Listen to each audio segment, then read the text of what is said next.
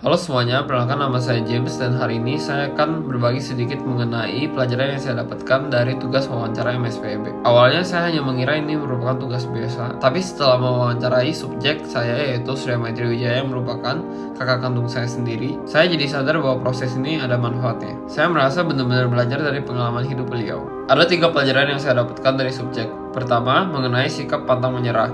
Saya menjadi tahu bagaimana perjuangannya pada saat kuliah. Beliau harus berjuang sendirian secara finansial, aktif mencari beasiswa, dan kerja per waktu untuk biaya hidup. Semua itu dilakukan di tengah kondisi pandemi dan situasi keluarga yang sedang sulit. Tekanan sebesar itu tidak membuatnya menjadi pribadi yang menyerah, tapi justru membuatnya menjadi pribadi yang lebih bisa diandalkan.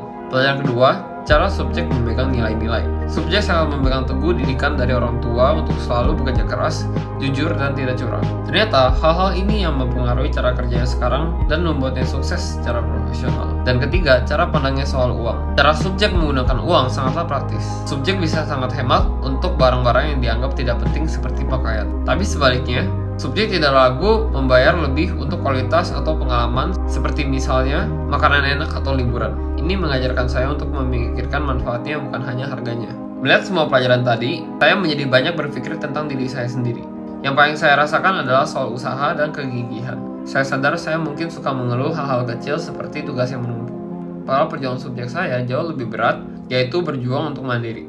Ini membuat saya ingat untuk harus lebih tahan banting dan bekerja keras. Mengenai keterampilan, saya paling merasa perlu memperbaiki cara mengatur waktu. Subjek saya terbiasa mengerjakan tugas dari jauh-jauh hari dan belajar dengan menyicil. Saya pribadi masih sering menunda-nunda dan menggunakan sistem kebut semalam. Pengalaman subjek yang pernah mengalami mental block total pada saat ujian juga menjadi pelajaran penting untuk saya.